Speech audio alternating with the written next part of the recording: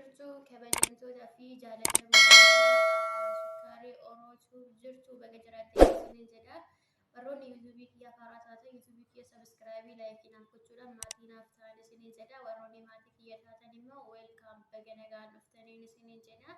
Viidiyoo gabaabduu qabannee isiniin dhufne yookaan immoo intarviyuu gochuu dhufne har'asii gaafiin kennaa akkuma itti fufetti jira isiniif haaraa miti riyaantii asmaraanii yeroo darbillee viidiyoo waliin hojjennee turre ammas immoo akkuma itti fufetti jira. Kanaafiyyuu kabajamtoota hordoftoota kiyyaa haga dhuma viidiyoo kiyyaatti na wajjin turaa. Yuutuubii kiyya sabiskiraabii laayikii naaf gootanii kan na wajjin turtan galatoomaan isiniin jedha. Hordoftoota kiyya nagaa naa gaafadhu achumaan gara gaafitti dabarra. Hayyee galatoomaa dura sana geejjibaa bakka jirtan sinaa gochaati atillee bakka nagaa jirta. Hayyee gaafiidhaaf qophiidhame. Okay, gaafii tokkoffaa addunyaa kanarraa wanti haala si gammachiisu maali? Oromoo ta'uu. Okay, addunyaa kanarraa wanti haala si gammachiisu addunyaa kanarraa Oromoo ta'uu keeti. Okay, gaafii lammaffaa osoo dhiirti biyya Suudii Arabiyaa jiru tokko jaalala keetiin qabamee na bira kootu yoo ati na bira hin dhufne kirooniksii dhugee of ajjeesa siin jedhee ni dhaxxamoo ni dhiista? Ichallee osoo hin naqu osoo hin ta'in wanta jiru tokko itti yaadnee karoorsuu qabna malee amma koottadhee kan naqu. Hin dhaqxu yoo ati inni kirooniksii dhugeen of ajjeesaa jedhu of ajjeesu taare karoora tokko maluu hin qabu. Hin maltaaf garuu hin dhaqxu garuu akka of ajjeesne immoo mana maltaaf. Okay, gaafii lammaffaan guyyaa tokkoof osoo dhiira ta'e siin jedhanii maal goota? Qullaa wanti akkas jedhu hin jiru namni tokko. Akkasii miti kan si gaafadhe osoo guyyaa tokkoof dhiira ta'e siin jedhanii ati bakka dhiira san buutee maal gochuu yaaddame? Oromoo ta'ee achumaan tasgabbeessuun qaba hunda ishee. Okay, biyya tasgabbeessuu qabda.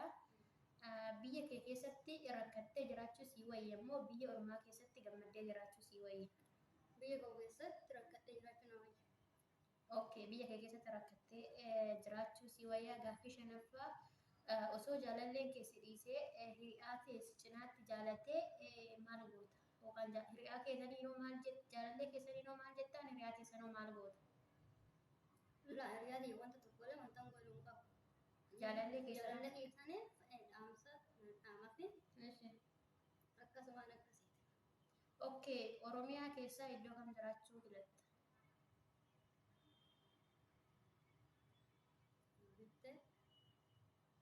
Eessa jiraachuu filatta? Okay, kutaalee Oromiyaa keessa eessa jiraachuu feeta? Okay, biyya Oromiyaa keessa biyyi keessa shawaadhaa shawuma jiraachuu feetaa jechuudha. Okay, jaalalli si qabdee dhiiraaf bochee beektaa? Hin beeku. Hin beektu. Jaalalli si qabdee hin beektu moo bochee hin beektu? Bochee. Garuu jaalalli si qabdee beektu.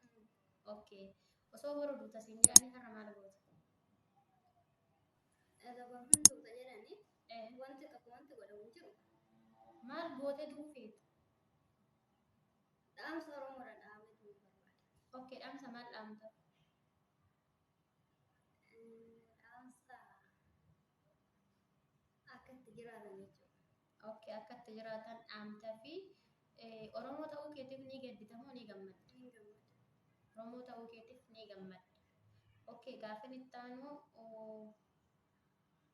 wanta tokko Oromoof gootee beektaa? Yookaan Oromoo gargaartee yookaan Oromoo bira dhaabattee beektaa? Wanta Oromoof godhee beeka jettu tokko ni jiraa? Amma tokko godhee fi waadhus itti yaadeen beeka. Okay, itti yaaddee beektaa. Gaafiin itti aanu addunyaa kanarraa eessa jiraachuu feeta? Shawaan jiraachuu barbaada.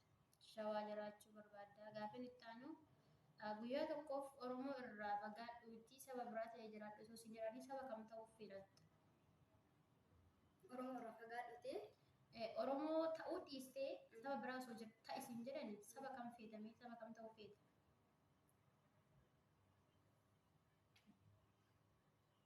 Saba biyya kamii ta'uu feeta? Ameerikaa ta'uu barbaada. Okay, saba Ameerikaa ta'uu barbaadda jechuudha. Okay, gaafiin itti aanu jaalattee dhabdee beektaa? Jaaladhee dhabee hin beekan. Okay, ni beektaa. Gaafin itti aanu carraa nama tokko ajjeesee osoo sii kennanii eenyu ajjeesta? Dhugaadhaanii. Abiyyi Ahmad. Abiyyi Ahmed ajjeesta?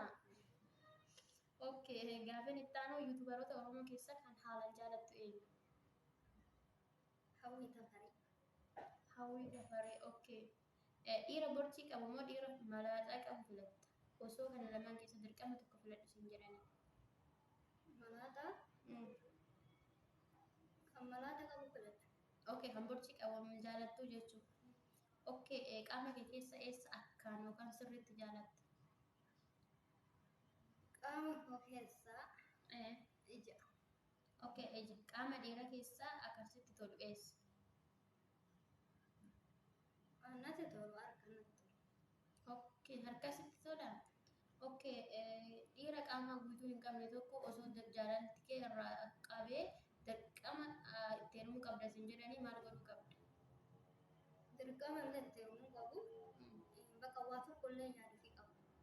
Okay, Wanta tokko illee gargaaruu qabu malee dirqama itti heerumuu qabu. okay, galatoomii gaaffii deebiin keenya saaluma kanaan xumuree jira. Warroonni yuutuubii kiyya faaraa ta'e sabskraabii naaf gochuu hin dagatinaa. Viidiyoo kana laayikii nu gochuu hin dagatinaa. Galatoomaa isiniin jedha. Haga viidiyoo biraatti waliin deebi'aa.